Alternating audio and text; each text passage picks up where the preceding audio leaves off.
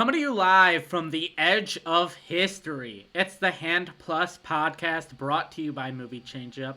As always, I'm your host, Joseph Ricky, with my co-host, Tristan Mayer. Each week we break down this week in streaming, and since, hey, it's late December, we're going to be breaking down this year in streaming. Talking about the most underrated of 2022 and just kind of 2022 in streaming as a whole. We only started streaming or doing this podcast in around late August, but we will be talking about all of 2022 in streaming. If you haven't watched our show before, we kind of let you know week to week what you should be watching, and now we're kind of letting people know, hey, what did you miss this year, not just this week. And if you don't know what our show stands for at this point, it's an acronym. It stands for, it's HAND. HBO Max, Amazon Prime, Netflix, Disney, plus all your other favorite streaming services. Tristan, gonna change up your question this week. How was your year in streaming?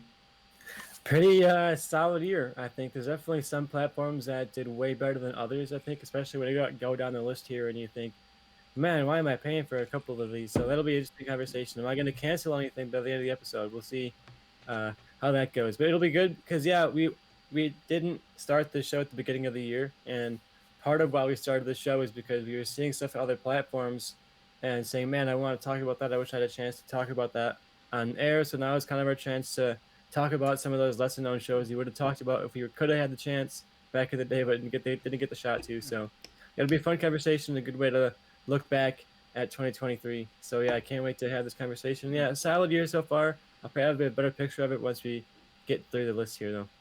Yeah, for anyone that doesn't know, this show started as a Bad Batch weekly review show, and then as Loki was coming out, we were like, are we going to make a separate Loki show? And we are like, no, let's just do a Disney Plus kind of weekly review show. And they're like, all right, that's perfect. We're going to do that. So anytime a new Disney Plus show comes out and talks about that. And then it was at a point where Disney Plus was kind of at a lull. Nothing too hot was coming out. We were struggling for what to talk about. And we were like, want to just cover all of streaming? And we're like, sure. So we went from a Bad Batch weekly review show to a Disney Plus weekly review show to now the Hand Plus is which we are now. And I can't imagine us growing a bigger scope than this because it's already hard to keep track of everything as is. Yeah, let me tell you, Joe, we were definitely ambitious when we said all the streaming. I was like, we could totally do all the streaming. Yeah.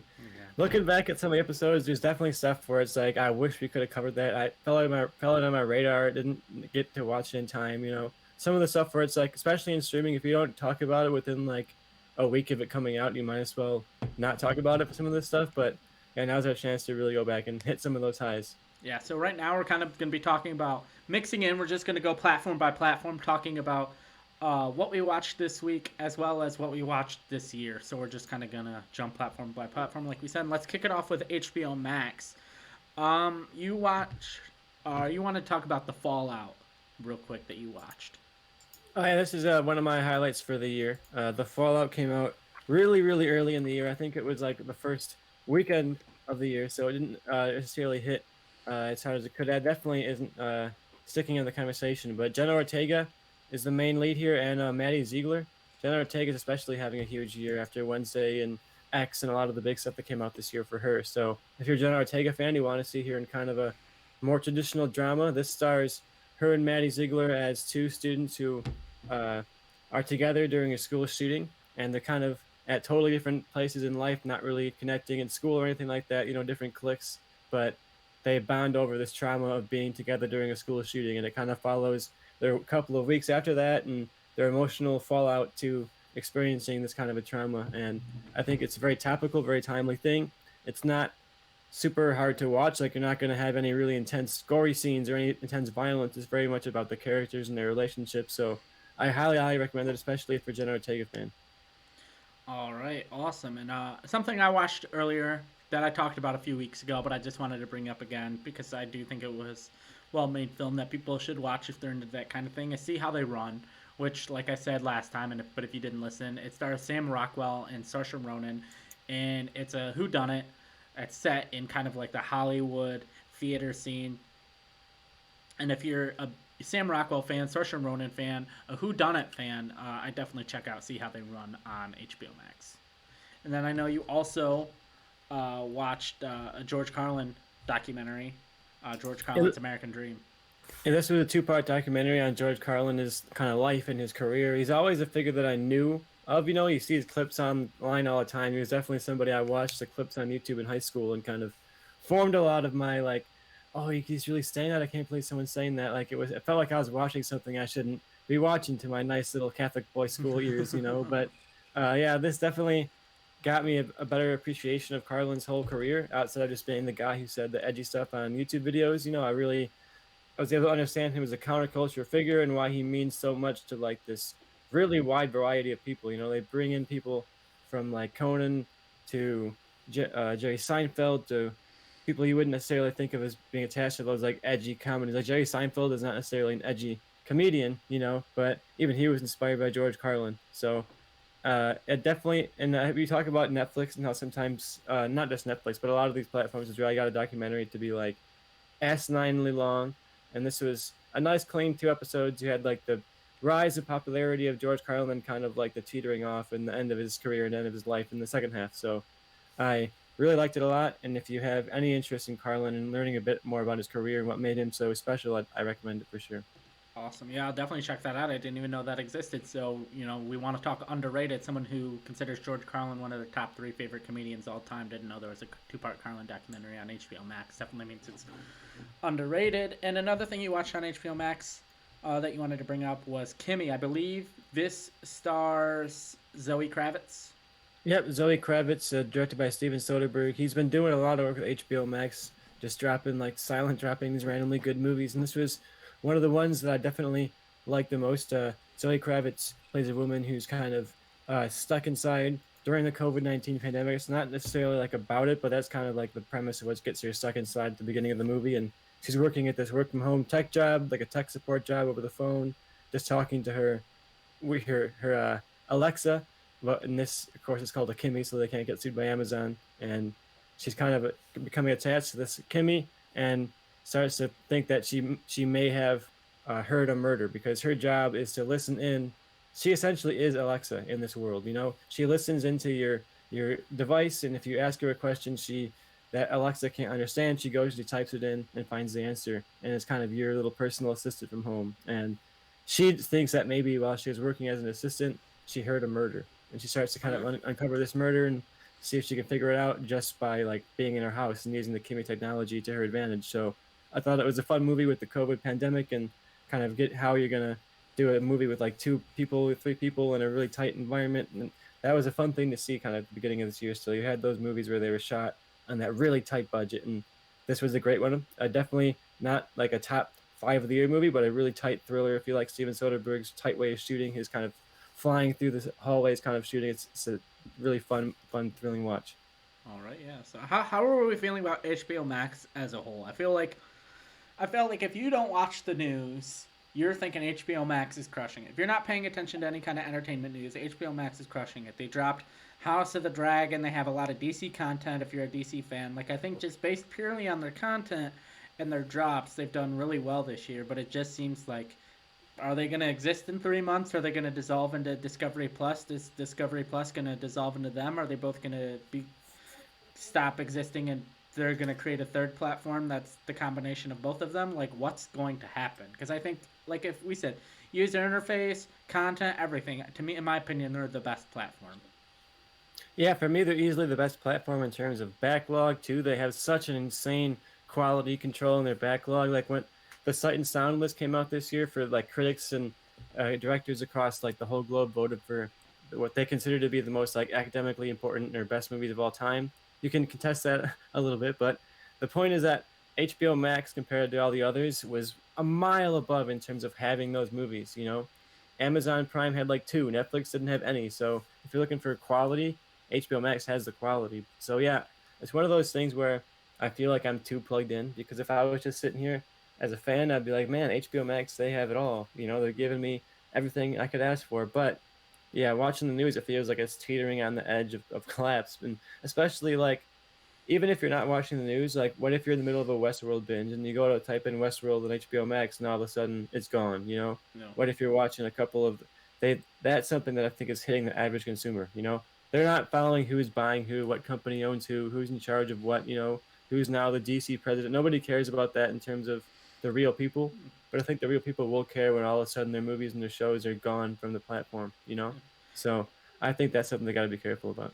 Yeah, as long as I can remember, Die Hard has been on HBO Max. I didn't even go to think about it until we went to do our best Christmas movies on streaming. I'm like, okay, marketing, Die Hard, #1. And then I discovered it's not on HBO Max anymore, probably because they didn't feel the need to keep it on their platform. Luckily, I have it on DVD. It's not that big a deal. I can still watch it. But the fact that I believe it's a Warner Brothers movie and the movie, like, you can debate, oh, is it a Christmas movie if it's not, but there's still a talk around it. And the fact that you can't go watch it on streaming is astounding to me. That even if they Yeah, don't have it on their platform, the fact that they're not, like, selling it off to Amazon Prime or selling it off to Netflix or selling it off to Hulu or Disney Plus or anywhere else to put on their platform is crazy to me. yeah, I think it's strange, and I hope that HBO Max, when they go through this rebranding, I wouldn't be surprised if by the time we do our 2023 in review, HBO Max is no more as we know it. You know?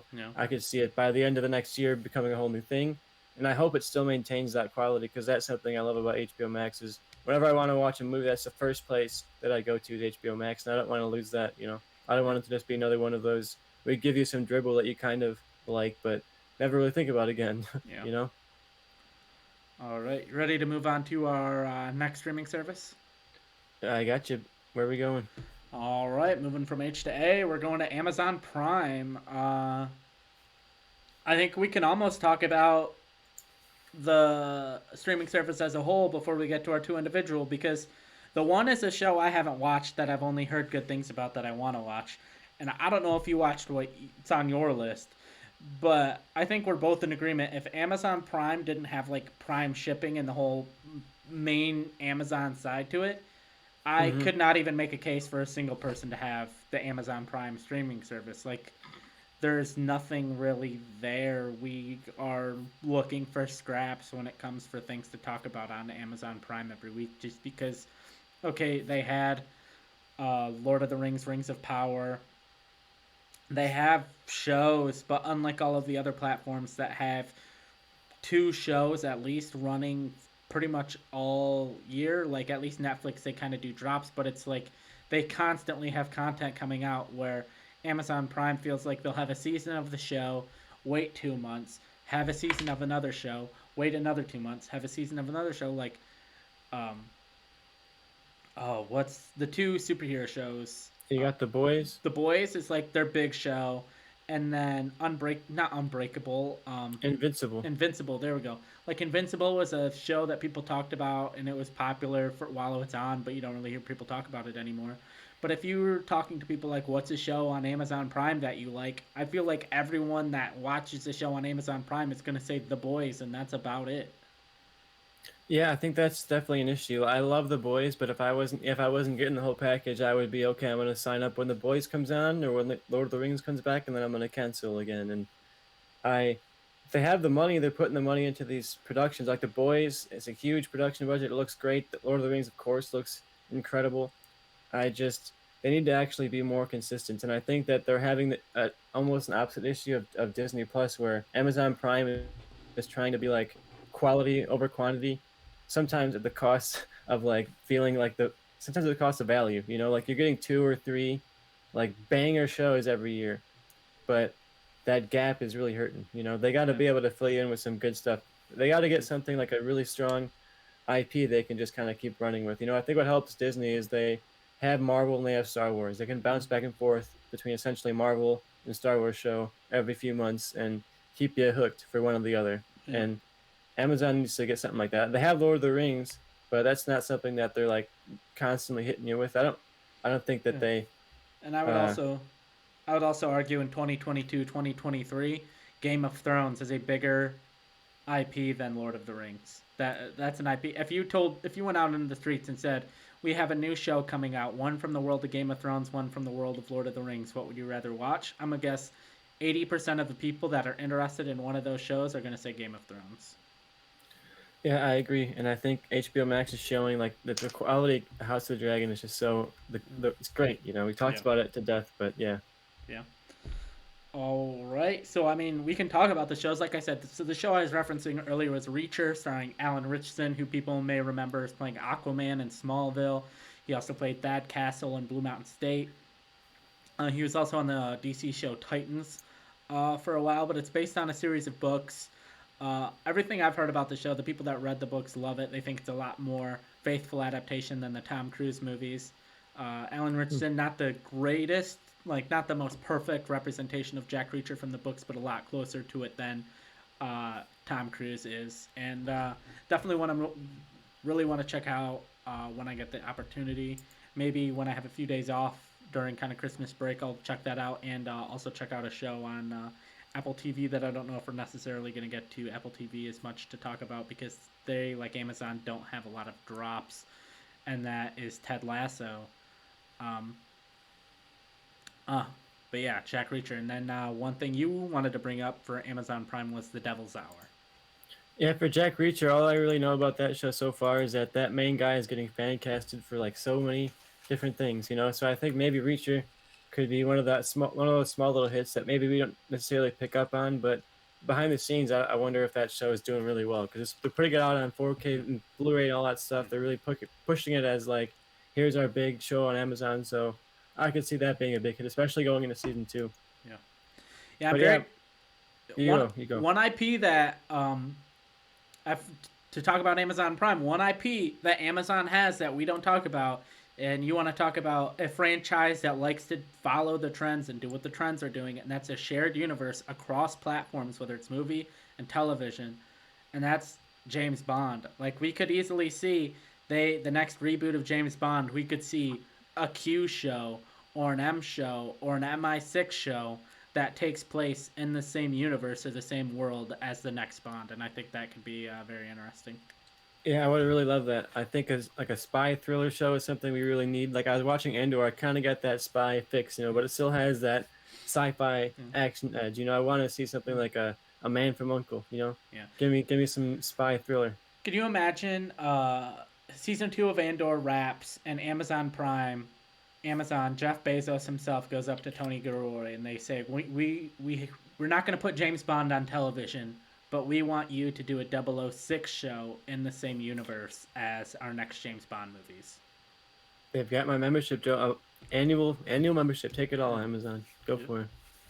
All right, and I think that kind of wraps up Amazon. We talked pretty much everything we need to. It's not been the biggest platform, and if you're not getting stuff shipped to your house and you have Amazon Prime, I for the streaming service side of it, I would say just cancel it. You don't need it. There's nothing there really. I do want to recommend a show I watched really quick. Okay. I filled in a gap for The Devil's Hour. This is something that's been Oh sitting yeah. on my Oh watch yeah. list. Yeah. A show that came out this year on Amazon Prime. Uh, on my watch list because the main character is played by Peter Capaldi, who was on Doctor Who for plenty of years, and it's also produced by Stephen Moffat, who showran Doctor Who for plenty of years, and also Sherlock. So it has a couple of my Doctor Who alumni on there, and this follows a woman who is a social worker, and she kind of deals with these nightmares and these visions. She's kind of haunted by night terrors every night, and of these vicious murders, you know. And she feels connected to these murders as if she's kind of tied to the murderer, somehow tied to the victim.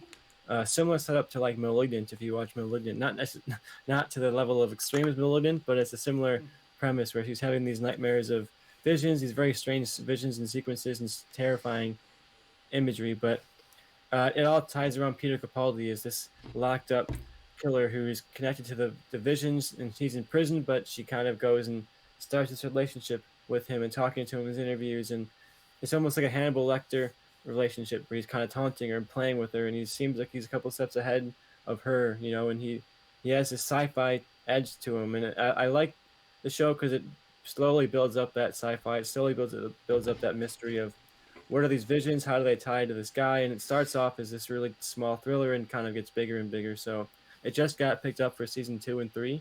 So a double season renewal is pretty good. So that's something to keep me signed up for Amazon Prime. We got 2 more seasons of this coming up. All right. Awesome. Yeah. And so with that, we move over to Netflix and a show I just discovered like 3 or 4 days ago that came out I think back in February, but they released a Christmas special, and that's Murderville starring Will Arnett. If you're a fan of kind of improv comedy and improv like that style of comedy, I would definitely check out Murderville. Essentially, the premise of the show is Will Arnett, who people would know from SNL. He's also the voice of Lego Batman. He's kind of been around in comedy for a long time now at this point. Plays a detective named Terry Seattle, and they have a special guest star every week. And every single person on the show knows the script for the for the crime or for the episode except the special guest star, and so they're just kind of going around trying to figure out what's going on, and they interview three suspects, and basically every episode starts, they find the body, they're giving multiple clues about who the killer could be based on like the room they're in, and then they go and interview three suspects, and uh, Will Arnett kind of puts the special guest star in situations to be funny. He's like, "Oh, we're going undercover. To go undercover, you gotta walk with a limp. Okay, now shake your head side to side," and just different things that's funny. And then as they're interviewing the three suspects, who are people you're gonna if you've watched shows like Parks and Rec, Brooklyn Nine-Nine, The Office, you're gonna recognize a lot of these suspects because it's gonna be people who are guest stars on those episodes. It's and if you know who the Upright Citizens Brigade are, you're gonna recognize people who are suspects on the show, and the suspects are gonna say something or do something or reveal something that could connect to one of the clues. And at the end of the episode, the special guest star has to guess which one was the murderer, and then it's revealed whether they were right or wrong. So it's a little bit of a game show, a little bit stand-up comedy, but some of the special guest stars, you have Conan O'Brien, Kumail Nanjiani, Ken Jeong, Marshawn Lynch. I'm blanking on her name, but it's the daughter from Schitt's Creek. Was Annie Murphy. That's her name. Annie Murphy was a guest. I believe there's 6 episodes plus the Christmas special. Jason Bateman was the main guest star for the Christmas special. They also had appearances by Maya Rudolph and Pete Davidson in the Christmas special as well. And I started with the Christmas special because I didn't really watch the show. I didn't know what the show was. I just saw the Christmas special pop up, and I saw Will Arnett and Jason Bateman. And my girlfriend, now fiance, is the one that put it on. And she's like, "Oh, like let's watch this. Let's see what this is about."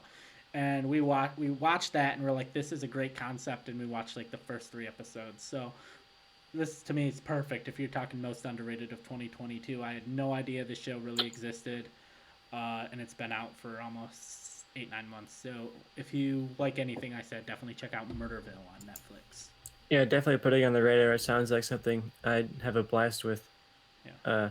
I went in a different direction for my pick. It's something that did get some talking for sure, but I think it got a lot of negative talk, and that's Texas Chainsaw Massacre. This is kind of like a sequel, reboot thing to Texas Chainsaw Massacre, and it has an average of 2 out of 5 on Letterboxd right now, so not exactly a beloved, but I thought this was a really, really fun blast of a slasher. Like it's so gory and it's so brutal, and it feels tongue-in-cheek the entire time. Like people will watch this and say like, "Oh, it's just a bunch of people getting killed," but I feel like, that's what they're going for here. They're going for the fun of just watching people get killed and watching ridiculous characters, unlikable characters having to come up against like this brutal force of nature, which is Leatherface. And I think there's some themes that are kind of interesting. I think there's some characterization that actually kind of works here, but it's kind of just fun and comedic, and to me it feels like it's making fun in a lot of ways of the revival craze. Like we're gonna bring the main character back, and they're gonna be so badass and cool. They're just gonna like fight the bad guy one-on-one, and this kind of takes that and like subverts it pretty directly in a really fun way. And I think this was a pretty fun blast. And if you got turned away by the negative reviews, give it a shot. You might have a good time, especially if you want to get some neon blood-soaked craziness going on going into the holiday season. Nothing brings you together the holiday spirit like a bunch of murder, and mayhem. All right, hell yeah. Who doesn't love murder and mayhem? All right, and then another show I watched this a few months ago. I don't even know if I watched it before or after we started doing the show. I don't even know if I've talked about it on this show, and that's a game show hosted by Howie Mandel called Bullshit, and it's also on Netflix. Basically, it's kind of your standard trivia game show. Howie Mandel asks one-person trivia questions, However, there are also three people off to the side simultaneously playing, and so the question could be, who was the second president of the United States? And if you know, you just say John Adams. They say you're correct, and the other three contestants try to guess if you're right or wrong. But if you don't know the answer, the goal is to make it sound like you know the answer, and you explain why you know the answer. You could be like, "Oh, it's Thomas Jefferson. That's why they put him on the $2 bill. He was the second president." Blah blah blah. And if the other three people, all you need is one of them to believe you. If they say, "Yeah, that's the right answer. You were right," you move on. If they all say, "That's bullshit," and you're wrong, then you're eliminated, and whoever of those three was aligned with the truth of the highest percent takes your spot, and they bring in a new person to be one of the three. So it's kind of an interesting concept, fun concept that it not only matters if you're right or wrong, but also how well you can convince people of you being right. So it's kind of a fun concept. I don't know if we're gonna get a season 2. I think it came out quite a while ago, and I haven't heard any news on a season 2. But I didn't see much promotion for the show. But I thought it was a fun, entertaining show. If you're like a trivia show, like Who Wants to Be a Millionaire, Jeopardy, anything like that, definitely try out Bullshit. Yeah, it reminds me of like Fibbage on the Jackbox games or Bolted Ash if you play the board game version of that, where it's like part of the game is trying to act like you know what you're talking about and convince somebody around you that you actually know what you're talking about when you're just making it up. So I definitely will have fun with that because I have fun with those games. I'm always a little too good at those. You know, I'm always good at pulling out the bullshit. So I think I like the show. All right, and you also watched Apollo 10.5 on Netflix. I watched, yeah, this came out a while ago, but I thought it was something that perfectly fit the premise here of the episode. It's directed by Richard Linklater, and it's an animated movie about a kid reminiscing about the moon landing and watching the moon landing as a kid and kind of like the nostalgia that filled him with of like what we could be capable of technology wise. And it also weaves in like this fantasy of a little kid dreaming that he also got to go to the moon. Like, what would it be like if I got to go to the moon when I was grown up? So it has this kind of nostalgic longing looking back. That's something Richard Linklater, I think, captures so well, is like that nostalgic longing for youth.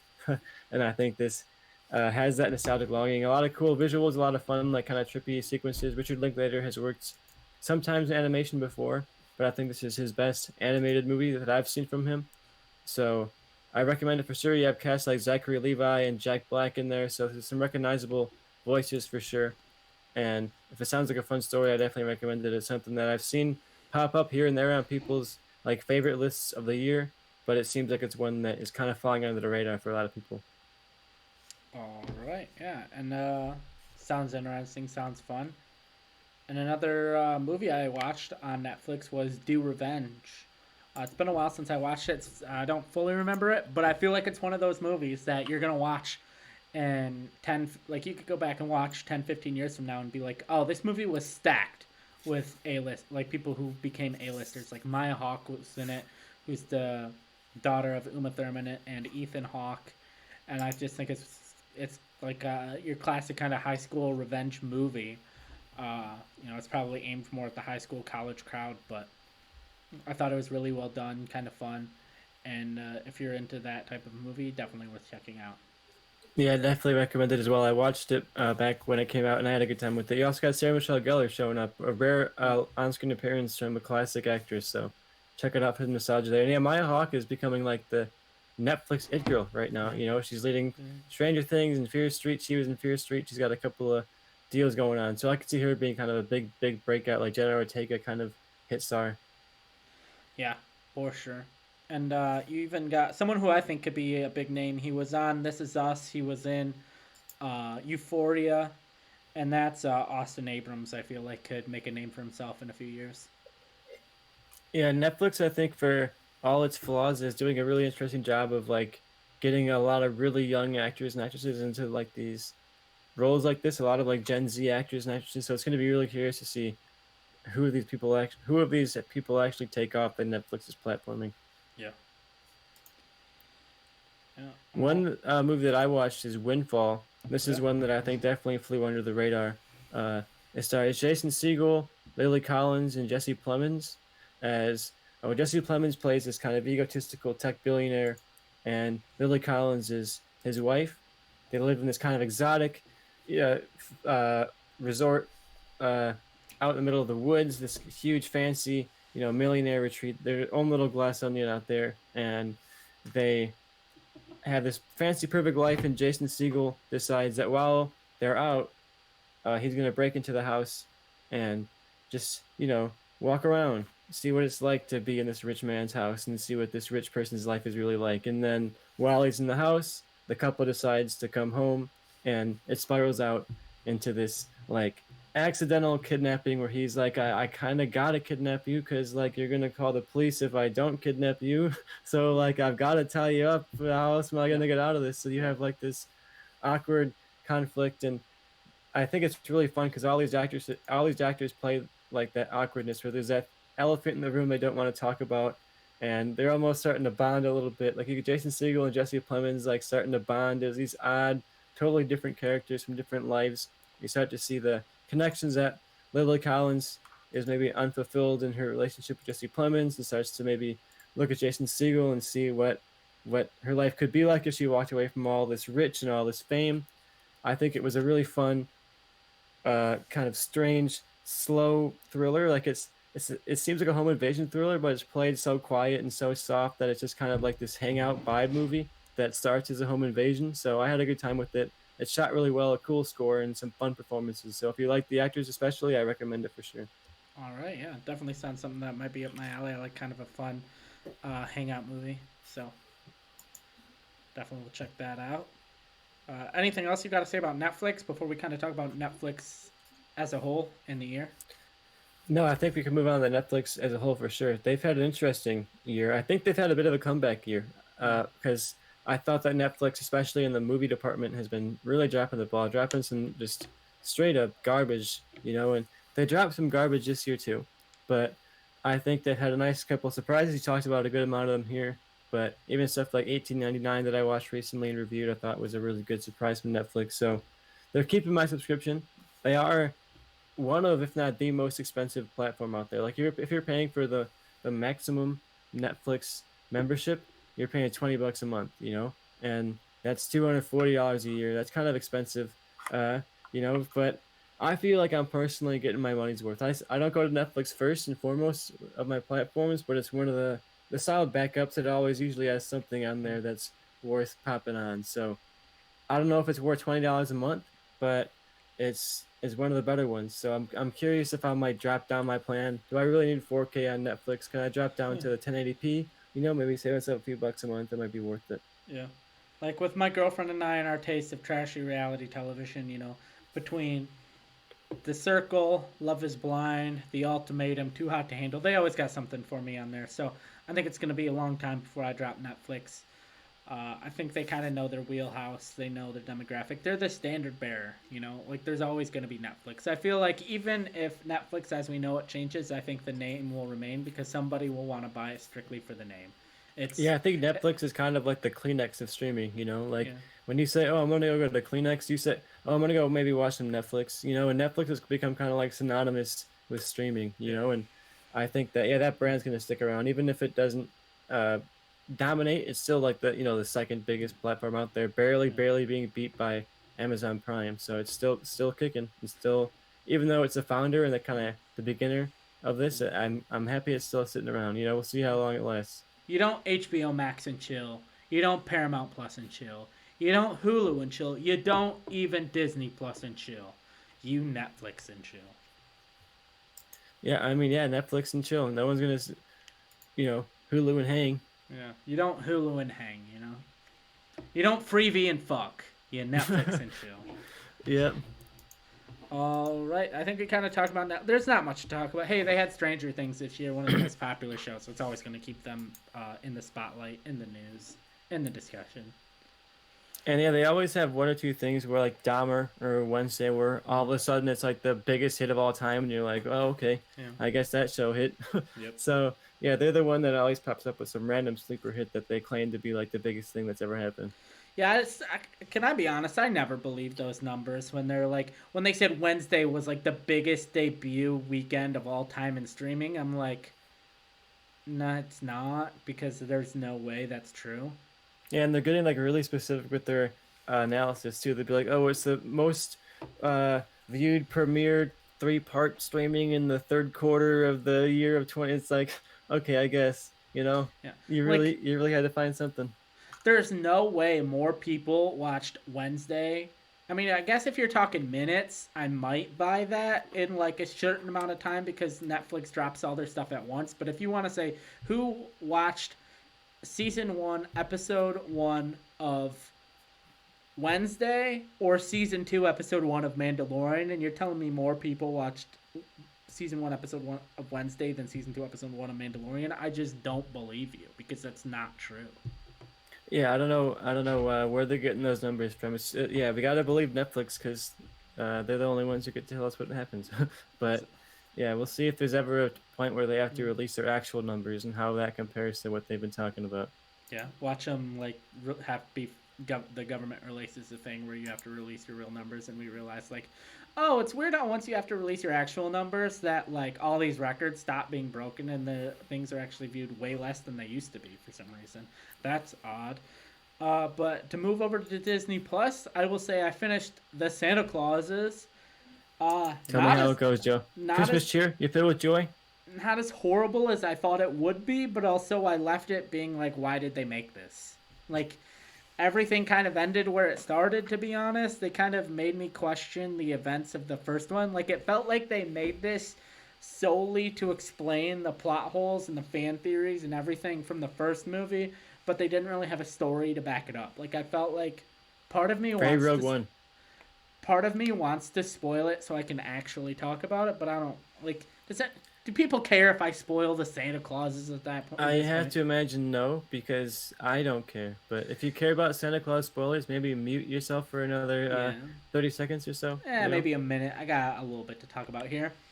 So basically, the premise of the show is Scott Calvin, aka Santa Claus, aka Tim Allen, is like, I don't really want to be Santa Claus no more. Like, I'm just bored of it. Like, I just don't want to do it anymore. Like, the Christmas cheer is just not here for me anymore. I got these two kids, his daughter in the show, played by Tim Allen's actual daughter, which that was cool.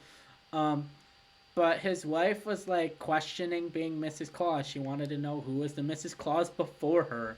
Um, all this kind of things. The kids were like daydreaming of like the boringness and monotony of life outside of the North Pole.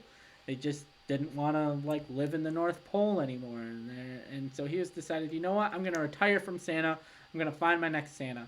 And like we saw that clip in one of the trailers or like a preview of Peyton Manning auditioning to be Santa, and like you and I speculated, oh, it's gonna be a whole montage of like famous people and other people auditioning to be Santa. Not the case. Peyton Manning, the only person they brought in, so that was disappointing. And then they're like, it's gonna be this Cal Penn guy. There wasn't really much beyond that. That's like you could just tell they wanted it to be him, and the show didn't go through any extra effort of like, oh, let's have this big worldwide search. You could just feel, oh, it's gonna be Cal Penn. At first, I thought he was gonna be the main character of the show, but he essentially was this guy that they felt like they wanted to make like Jeff Bezos, but also his company failed, but also he's supposed to be this tech genius. It's like they wanted the best of both worlds, and it didn't really land for me because it didn't really make sense. But his wife had died a few years earlier, and he has this daughter. And then he sees the magic and how Santa's able, and there's all these portals around the world, and that's how Santa's able to travel all over the world. And he becomes the next Santa, but the coat disappears, it vanishes. He's never able to put the coat on, and this whole year he's operating as Santa, and he decides to start this new thing of Christmas every day. You shouldn't have Christmas once a day. And so, like these drones, you send a letter to Santa saying, I want this, and as soon as you put it in the mailbox or, you make your wish to Santa, a drone appears giving you exactly what you wish for, and it destroys the Christmas spirit. And Scott Calvin and Santa and his family realizes they like life in the North Pole, and they go back and they fight Cal Penn, and he becomes Santa again. They fight him? Not fight him, but like there's a standoff Oh. and a whole thing, and Santa goes to the Yuleverse, man. Oh, he goes to the Yuleverse. What does that look like? He just transports and sees all these different Santas. The one thing, there's another thing I didn't understand. What? So the previous Santas were magical beings. Supposedly, Scott Calvin was the first human chosen to be Santa, according to this show. And the previous Santa was played by Jim O'Hare, who people may remember as Jerry from Parks and Rec. He was the previous Santa, and he decided that he wanted to retire, and he realized there needed to be a change in the whole Santa thing, and he decided that the next Santa should be human and will be the first ever human Santa. And that all of the clauses that we thought were like, oh, this is what's happened to every previous Santa. No, turns out, who was the head elf in the first? Bernard. Bernard is the one that wrote all of the clauses to guide Scott Calvin into being Santa, which in turn almost makes it feel weird and like goes against like the stuff in the second and third one of why are they like discovering this if these were supposed to be things to help him and guide him in his Santa-ness. But yeah, I'm gonna be honest, if you're like a massive Santa Claus fan, massive Tim Allen fan, sure, watch it. I guess it's weird, it doesn't fully make sense, it doesn't land like I thought it could have. But if you're not really missing anything. But it's not horrible enough to ruin the first movies, but it's not good enough that I'm saying like, oh, you need to watch these if you like that first Santa Claus movie. Yeah, it doesn't sound great to me, Joe. I all that lore dumping, I'm like, why? What is this? You can't just have Santa like save Christmas, Yeah. fight some evil Santa or something. Go to the Yuleverse and come out with like a foil, like an evil Tim Allen. You Yeah. could bring in Tom Hanks to play like an evil Santa. I could see that. But Santa also versus now Santa. they greenlit it for a season 2, and like I legitimately thought when this show started it was gonna end with Tim Allen retiring as Santa Claus, Cal Penn taking over, and he's gonna be the new Santa. And then I saw that they announced season 2, and it's gonna be starring Tim Allen. I saw that the second episode or the final episode had already dropped. I just hadn't watched it yet, and I'm just like, well, then what the hell's the point in this show? Like, and that's kind of what I left is it kind of brought it back to where it started, and I'm like, so Santa Claus just went from I want to retire to like, nah, I guess I'm just gonna keep being Santa. It's not that bad. Sounds like a really compelling show, Joe. Can't wait to see what season 2 brings. You know what? I changed. Just don't watch it. I'm gonna be honest. Just don't watch it. No matter, just don't watch it. That's fine. I won't. It's adequate. Yeah. It's an adequate show. All right, I've talked too much about this nonsense. Let's not. Let's talk about a show I want to say is underrated. And you might say, Joe, this is a part of a big IP. This is a big property. This character is going to be in a movie soon. And that's Miss Marvel. It's a show, all these Marvel shows have come out. People talk about it. But I felt like Miss Marvel never got the love that it was owed. Because in my opinion, did Loki come out this year? Yeah, Loki was this year. I think Loki may have been last year. We'll have to check before our award show next week because that might be a contender for some awards, But if Loki came out last year, Miss Marvel, in my opinion, was the best Marvel show. If Loki was this year, it's the second best Marvel show. Loki premiered June 9th, 2021, so I don't believe it made it to this year. Yeah, so Miss Marvel, best Marvel show this year. And I feel like as soon as it dropped, it didn't really get that many viewers. And as soon as it was over, no one was really talking about it. And I think overall, just the best show. Best Marvel show, anyways. I'm also going to talk about a Marvel show that I thought was underrated. Because I do agree that Miss Marvel I thought was great and not necessarily is talked about as some of the more plotty Marvel shows. So if you missed it, check it out. But one that I think you should check out if you missed it is She-Hulk. I thought this, to me, was maybe the best Marvel show of this year. I thought it was really funny. And to me, this is exactly what I'm kind of looking for out of these Marvel shows. It's not perfect, but it's like starting towards a direction that I really like, where it's just, here's the character that got their powers. They're like solving random things, We're going to have She-Hulk go up against this character this week. We're going to have She-Hulk go up against this other character this week. And I think Marvel is bogged down sometimes on these shows by having it feel like they're dragging out one plot for the whole season, and they're going to like really give you beat for beat this plot. And I think some of the fun of superhero movies or superhero comics is just like they're going to fight some random guy for an episode. He's going to have like electric powers or whatever. He's going to be a magician. He's going to have like a whole magician crew that hangs out with him, and She-Hulk's gonna have to like sue him and prove that he's like stealing magic from from Wong. I think that's like a really cool, just throw her into some premise, and I think that's what's fun with She-Hulk. And yeah, the finale, we talked about the finale, but the finale goes so meta and so goofy and so fun. I can't wait to see it where they go with season two, because I'm sure they're gonna go for like a bigger, even more meta, even more like Deadpool kind of take. So I'm really looking forward to what season two is. And yeah, this for me is the best Marvel show of the year and super underrated because it got a lot of hate, especially online. People were like insisting that the show was terrible because a couple of the jokes weren't that good, or like some of the CG didn't look great. But I thought as an actual like structured episode to episode show, I had a great time watching it. Yeah, I can see that. Yeah, I definitely like She-Hulk more than I thought it did, and the finale I thought was one of the better MCU show finales, in my opinion. Yeah, Uh, you got another one up, PJ. You have a long list of Disney Plus shows here. So I don't really. what's your It's next pick? more just shows with long titles. I only have two more. Um, so the next one is a movie, one we talked about when it came out, and one that again I don't feel it got the love it deserved, and that's Chippendale Rescue Rangers.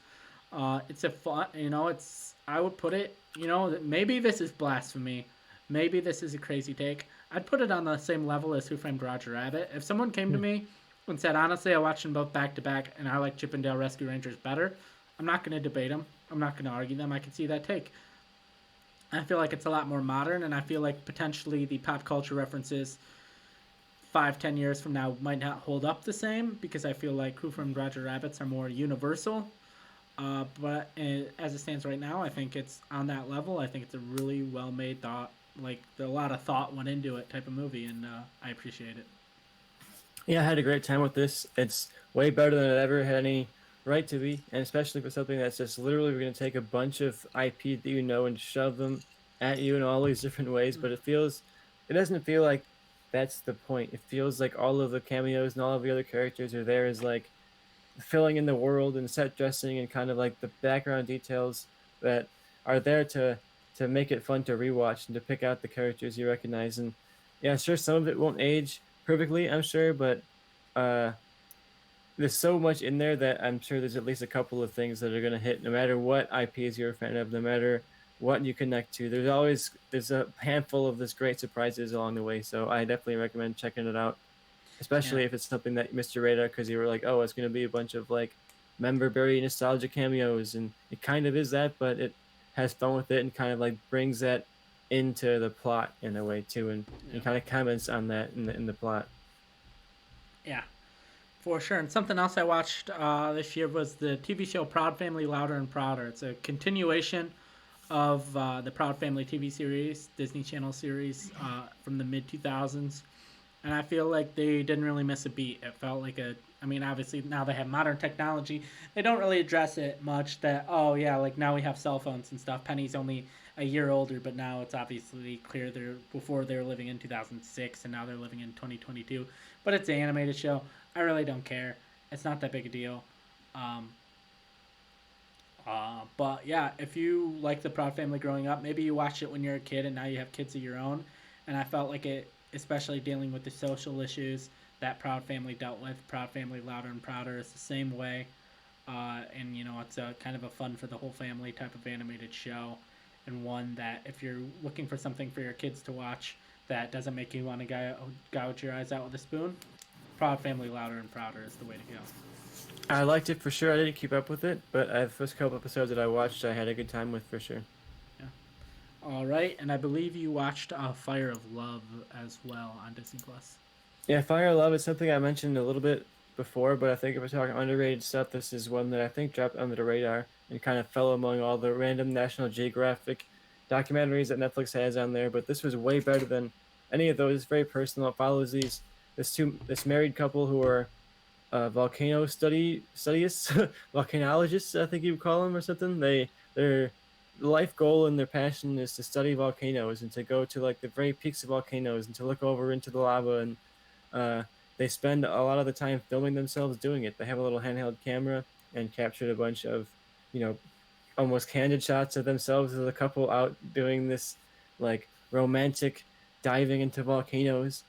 So if you like crazy nature imagery, just jaw dropping stuff, and from angles you would never get to see ever in real life. It's not the big drone shots necessarily. It's like you're right there, you're on it, and it also has the personal journey of this couple and their passionate connection to volcanoes, and like, was that dangerous? Did that ruin their lives? Did that kill them ultimately? And I think that it's a question they don't really answer, but they bring it up a lot, and they want you to kind of think about that while engaging with this gorgeous, jaw-dropping visual spectacle. And it's like, was being there and experiencing that worth giving up all of your life for it? And I wonder how you feel. So check it out and watch it and see what you think.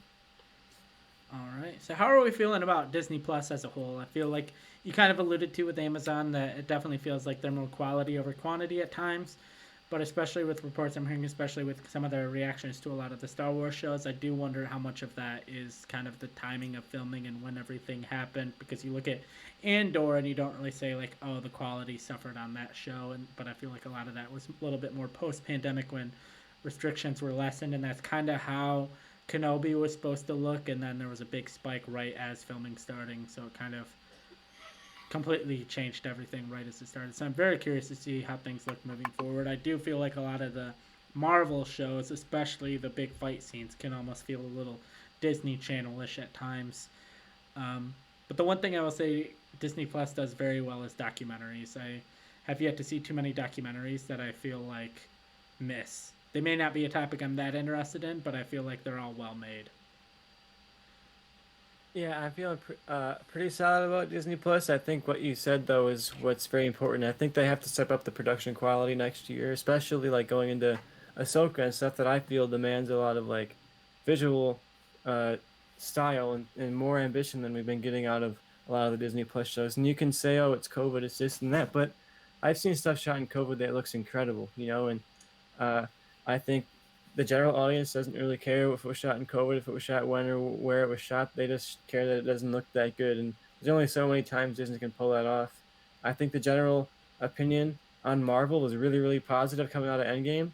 But I think the fact that Disney Plus has been milking that IP so much has already kind of started to turn the pop culture mind slowly, slowly against Marvel. I think they got to be careful not to oversaturate.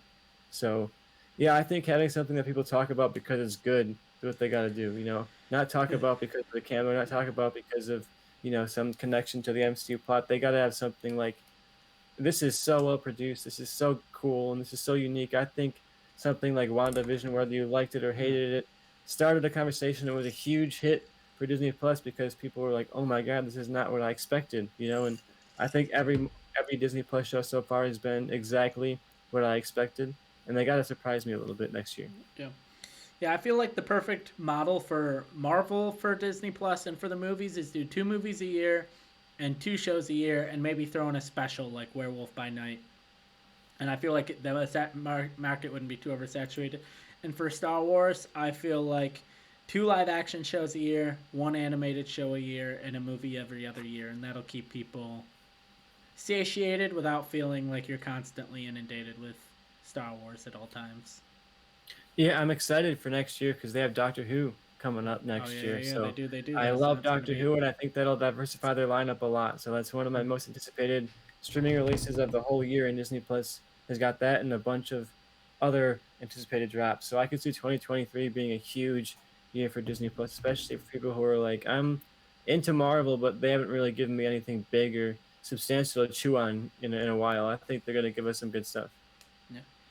All right. You ready to move on to Hulu? Let's go to Hulu, Joe. All right, for Hulu, one of my most underrated shows of the year is a show my girlfriend and I first bonded over, and that's the Hilary Duff starring How I Met Your Father, a spinoff kind of How I Met Your Mother. It exists in the same world. I didn't have very high expectations for it, especially the first episode was a little rocky, but I think it found its own groove, and I think especially the different dynamic of the show where you know throughout the whole show of How I Met Your Mother that you're probably not even going to meet the mother until the final season. Where with How I Met Your Father, you know it's like one of 5 guys, and it's just which guy is it. I think is a more, is it? I think the change in dynamic is fun, but it still kind of feels like How I Met Your Father. And season 2 is coming out later in January of next year, and I'm definitely excited for it. I think it's if you're a How I Met Your Mother fan, if you're a fan of that style of sitcom, definitely check out How I Met Your Father for Hulu. I'll definitely catch up on that before the new season drops because I watched the first episode and I thought it was all right, didn't really catch me, but the fact that you said it was as good is gonna get me because I loved How I Met Your Mother, and even though the finale didn't necessarily like end great, I feel like it still as a whole series holds up together really well. Yeah, So I'm excited to check out this season. the alternate ending finale is so much better than the official one that they released. The alternate one that they were like contemplating is so much better. That would have, I think, still be considered an all-time show that people still watch. But I think the ending being so bad, it just killed any drive people have to watch that show. Just similar with Game of Thrones. If Game of Thrones ended stronger, I think people would still be talking about it and rewatching it and doing all that. But with such a weak ending, people like, well, I know where this leads, so I don't really feel the need to like watch the good seasons. But a show you watched, you've talked about a bit before on here, but Reboot. Yeah, we talked about a little bit on here, but I wanted to mention it as we get towards the end of the year here. This is a comedy about a rebooted sitcom. You know, we've seen so many rebooted sitcoms, and this leans in to the meta of that. This woman goes to literally Hulu to pitch a reboot of a series called Step Right Up. It was an old kind of cheesy Full House style kind of sitcom, and she wants to bring all of the original cast back and have all of them reunite on the same set that they were on for the original show. So you catch up with the original cast played by Keegan Michael Key and Johnny Knoxville. Uh, those are kind of the main characters on there. You also have Paul Reiser showing up for a couple of episodes as like an original writer who created the show in the first place. But yeah, it's kind of fun to get to see these celebrities who are very washed up and down on their luck or in various different points in their careers, decades after the sitcom. And for some of them, this revival is like everything. It's their entire career hangs on this revival doing well. But other people, they're just kind of like hanging on to life by the crazy strings, and they're doing all the drugs and they're drinking so much and not really taking this reboot seriously. And at the center of it, you have this woman who's trying to launch her TV career with this reboot and trying to rein in all of these big personalities to actually make a show that's going to be successful and be watched. So if you have some love for this uh, reboot era or some hate for this reboot era, there's some great gags about the whole culture around reviving shows right now. Uh, and some great character work. You get to see these characters build and develop a lot over just this first season. So I'm hoping that there's going to be some more seasons of this so we can check in with the characters and see what they've got in store for the rest of it. Yeah.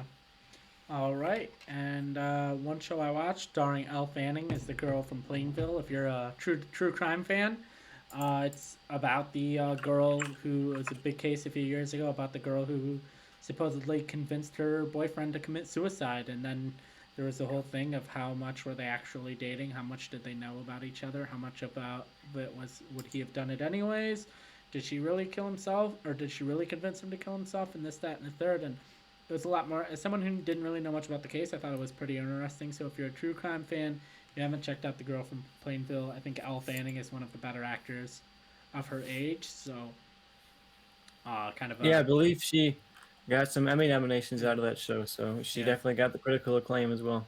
yeah.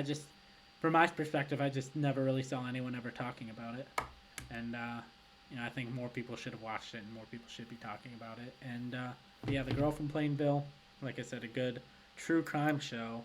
And then to wrap up Hulu really quick, I don't. Oh, Rosalind, a movie I wanted to watch, I just never got to. How is it? Should I have watched it?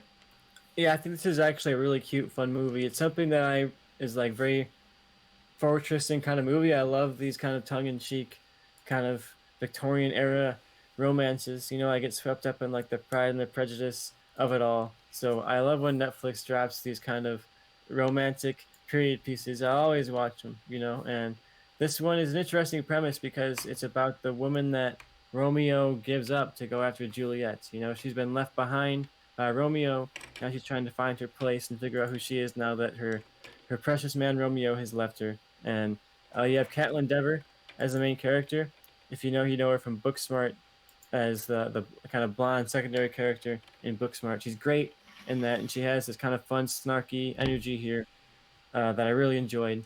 She's kind of along on the game with you. She's kind of like talking to you a bit, kind of playing with, talking to you. You're in on the joke with her a little bit, and I have a good time with it. If you're a fan of like Bridgerton, this is kind of very Bridgerton, but it's much more on the comedy side. much more on like the rom-com kind of side. But yeah, I had a good time with it. And if you have any interest in that fun premise, of like, oh, what happened to the woman that Romeo gave up on and left, at the beginning of the plot, I think they do a fun way of making that character actually developed in like a sort of like a Wicked kind of way. We're gonna go back and read or watch an adaptation of Romeo and Juliet and be like, oh, I've gotten the whole story of Rosalind now on this whole other movie. So I liked it. All right, yeah. So how are we feeling about Hulu as a whole? Because as time goes on, especially with Disney Plus adding R-rated content and having different locks and stuff, I'm like, why does Hulu exist? Disney owns most of, if not all of it.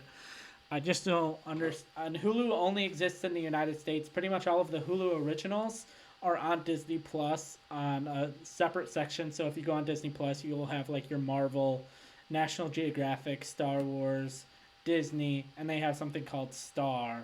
And so all of the Hulu originals are under the Star brand. So I just at this point am like, does Hulu need to exist? Like I would like they have kind of the Hulu like bundle right now, Hulu Disney bundle where you can get Hulu Disney Plus and ESPN Plus. But I'm almost curious how far away are we from just a more expensive streaming service that just has the Hulu originals Disney Plus and you get ESPN Plus with it. Yeah, I have 2 points. The one is that I definitely use my family's Hulu login, my parents' login, and if I didn't have my parents' login, I would not be watching Hulu. It's not something that I'd be paying for out of my own pocket. I pick up a couple of movies, a couple of shows here and there, but it's not one that's earned my income. But uh, I also think it's. What was your second point then on there, Joe? Like, why does Hulu exist? Like, I think Disney's waiting a little bit on HBO Max to pull the trigger. I think we've seen the last couple of years that these platforms are willing to let HBO Max like fall on the grenade, and then they'll just like go and do the same thing like a month later. yeah, Because like you think about HBO Max being like, oh, we're gonna have day and date movies on our platform, and everyone was like, how could you do this? And then a couple of weeks later, Disney Plus was like, oh, we're doing that also actually, and Peacock was like, oh, we're doing that also actually. So I could see them sitting back and waiting and saying, okay, when HBO Max and Discovery and all these things collide into whatever they become, what is the fallout for that? And I think Disney could, a couple of months after that, be like, you know what, Hulu, Disney Plus, ESPN, we're just gonna make it all Disney Plus. It's yeah, gonna go up a couple of bucks, but you're gonna get this whole all-in-one package of streaming. I'm yeah. not sure though, because Bob Chapek, it seems like he's not necessarily. He's now returned as no, he's left as CEO. Bob Iger is back, and he seemed more attached to Disney as a family brand. So I'm wondering if he might try and focus on building up Hulu as a separate entity more than Chapek was doing. Yeah, and make Hulu more of the adult thing. Like I'm fully like when I remember when Disney Plus was announced, one of the big things they announced was a live action, or not live action, but like a 30-year-old Lizzie McGuire, and basically a continuation of the series focusing on an adult Lizzie McGuire.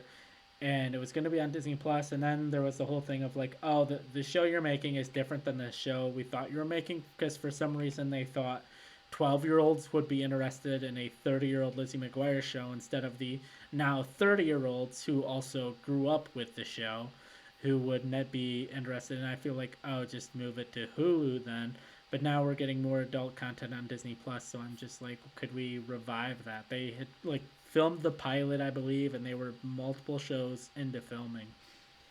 And I don't know, I feel like that would be a quality show if you want to talk like fun for the whole family. I don't understand, like, I understand Bob Iger's thing of like Disney being a family brand, but you can also put blockers on your content. And if people don't want to watch, if people want to have an account that their 4-year-old can't watch Logan or Deadpool on, then just make it so it's password protected and they can't watch the movie without entering the PIN number. It's not that hard of a concept.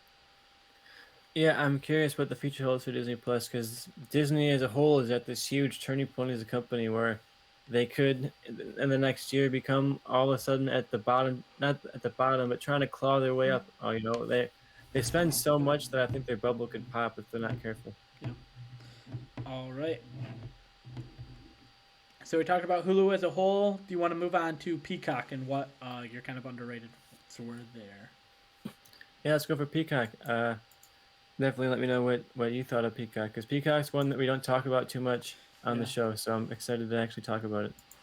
I'll be honest. Here's my thoughts on Peacock. I can't even remember the last thing I watched on Peacock. That's my thoughts on Peacock. I don't.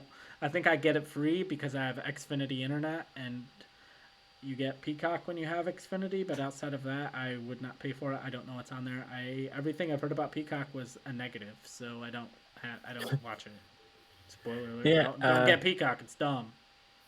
one thing I do like about Peacock is you talked about the day and date drops, and Peacock does a great job of like getting a bunch of Universal movies on there really early, you know. So if you want to watch stuff like Nope, you want to watch stuff that like Bros or Ticket to Paradise, stuff that dropped just this year, you want to catch up on your current list. I think Peacock is the best in terms of getting you movies that just came out as recently as possible. You know, you get stuff on there like within a week of it being in a theater, it'll be on Peacock. So if you're wanting to keep up with your theater releases, but you don't want to go out for various reasons to the theater, I think Peacock is worth signing up for, especially because you can do a free account. You know, you don't even have to pay for it at all, and you get a good amount of movies out of it. So I don't mind Peacock, but yeah, to me that's what I go to Peacock for. Is not necessarily Peacock originals. You know, I couldn't name me a Peacock original right now, but I go there if I want to watch like a new current movie that just came out like within a month of now.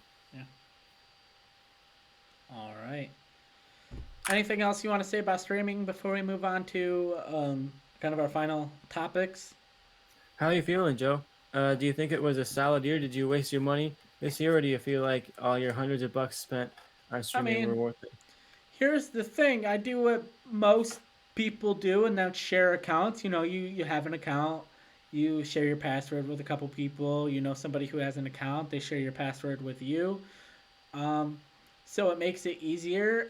It kind of just depends on what you like. Like if you're a big Star Trek fan, I think you need Paramount Plus. If you're not a big Star Trek fan and you don't watch Yellowstone and you don't care about those type of shows, I'm gonna be out here saying I don't really think you need Paramount Plus. Paramount Plus, in my opinion, doesn't offer much. We don't talk about it much. Apple TV, the only show I hear anyone have ever talked about coming out of Apple TV, only two shows, I believe, is Severance, which I haven't watched, and Ted Lasso. Only two shows, and I feel like two shows isn't a big enough reason to pay for a streaming service. Um, I feel like if we were to talk about, hey, who's the best streaming service, I feel like it's probably going to come down to one of three: HBO Max, Netflix, or Disney Plus. Amazon Prime, like we said, if you're not getting stuff shipped to your house, don't pay for it. You don't need it. And Hulu is touch and go here and there. I'm enjoying the Chippendale show starring Camille Nanjiani right now. But most of the time, I don't personally watch Hulu. My fiance watches a lot of shows on Hulu that are more of like the reality shows that I don't care about, like Married to Medicine and The Family Karma and Winter House and Summer House and shows I don't watch. So if you're into those type of shows, yeah, probably get Hulu. So I think ultimately a lot of it comes down to what do you like. Yeah, I think for me, what's appealing about streaming is not necessarily those big, huge Netflix, Disney Plus, Hulu. Like, those are always going to be there. But if you really want to find something for you, don't sign up for Netflix or Amazon Prime. Go find like a Shutter or a Criterion channel, whatever suits like your specific taste. There's probably like a really niche platform out there that has like a ton of what you like on there. And I think that's something that's really cool about the current state of streaming is stuff is slowly getting gobbled up.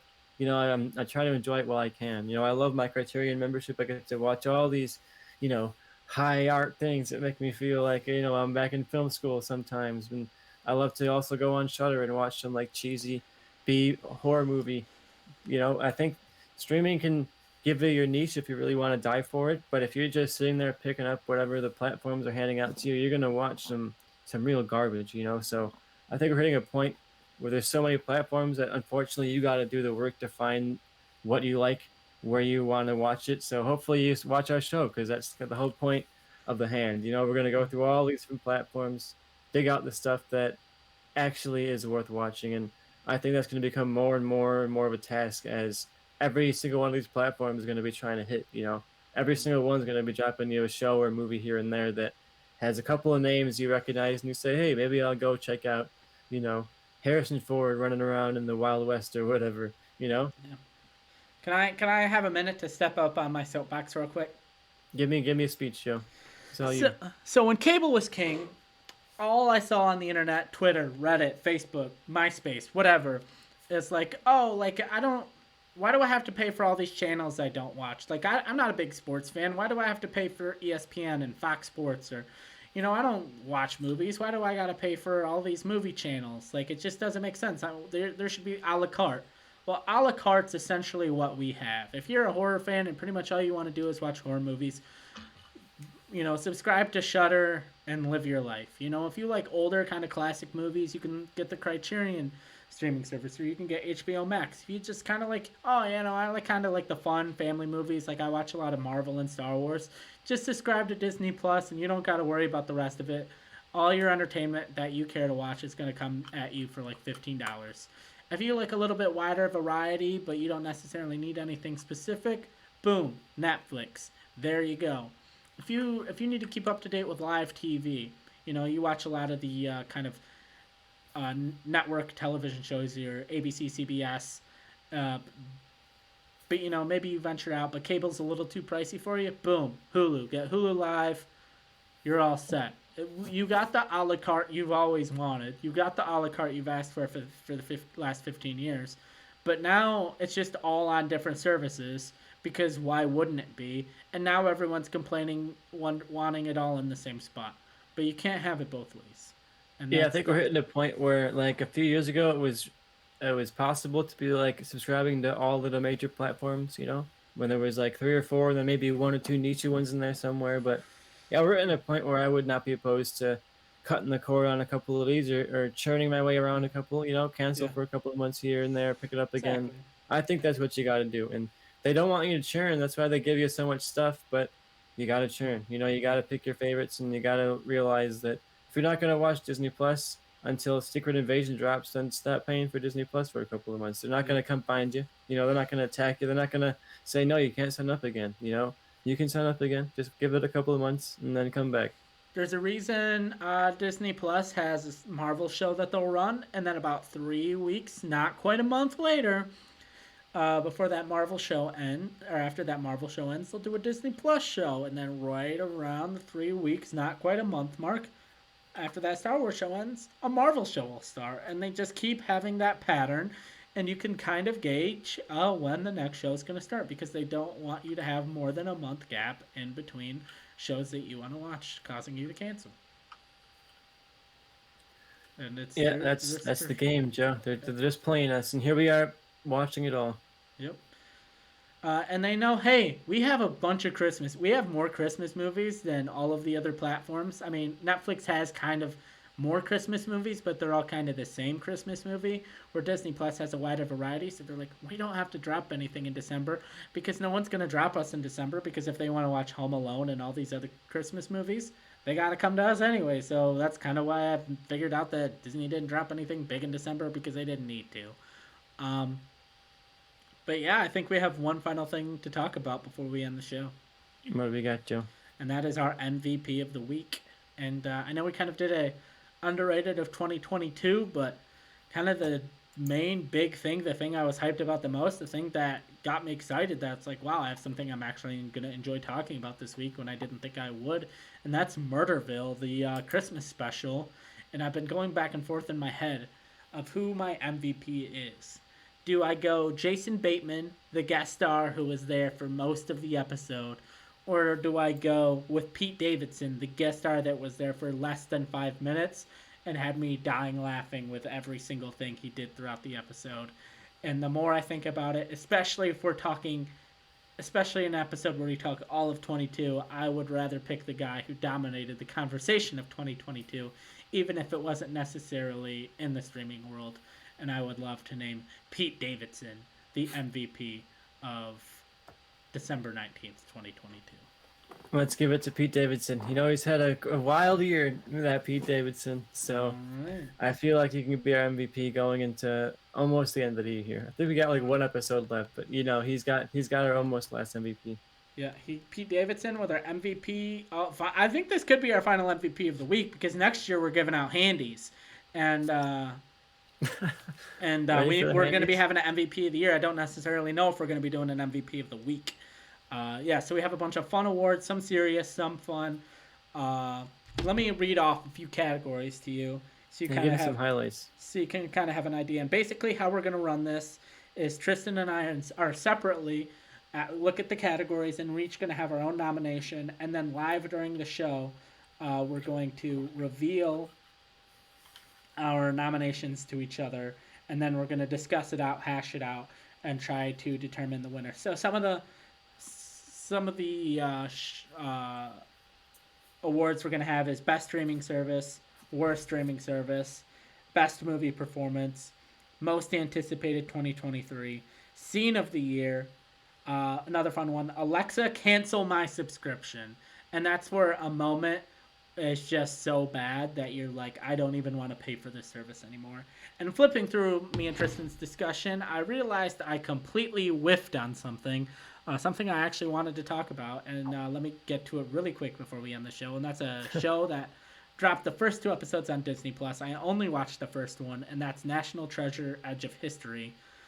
I'm gonna say something I didn't think I would have said when I started the first episode. First episode was pretty good. First image they dropped, horrible mistake on every level because it made the show look cheap and horrible. It was the main cast of new characters, no one from the movies, sitting in a cheap looking prison cell in cheap looking prison clothes, and you're like, why would you intentionally make your show look bad? And if you could pick any first image and that's the image they chose, then the show must look like crap. Honestly, the show doesn't look that bad. That scene actually takes place in an escape room, not an actual prison, so that explains why everything doesn't exactly look great because it's not supposed to. So again, why they chose that as the first image without saying like, hey, this is from an escape room, astounds me. I haven't watched the second episode. I could watch the second episode and be like, nope, never mind, this show sucks. But I'm actually liking the premise. Do I miss Nicolas Cage a little bit? But they have enough connections to the movies with a few characters from the movies that potentially this thing gets green light for season 2. We could get Nicolas Cage appearing in season 2. I would love to see Nicolas Cage show up. I'm kind of curious about this. I think if it gets through the whole first season and people are saying that it actually is kind of a cool mystery and pays off, I'll check it out. But I'm hesitant. That first image definitely holds me back. But not just that, just the whole general premise of it. It feels like it's on the verge of just being one of the another IP revivals that Disney Plus drops and then never talks about again. So, I'm hesitant to dive into the pool because I do love National Treasure. But I feel like Nick Cage is why you love National Treasure. You love the kind of mystery and the exciting thrills and the kind of hidden history kind of stuff. But I think it is Nicolas Cage. So I am curious to see how much the show gets into like the drama and the mystery and the hidden histories of National Treasure and those kind of things. I'm excited to see how it plays out, but you're probably going to be the one telling me how it goes. Will do. All right, I believe that wraps up our show. Sorry for getting Mount National Treasure Edge of History. And catch you next week where we're giving out some handies. So without further ado, goodbye.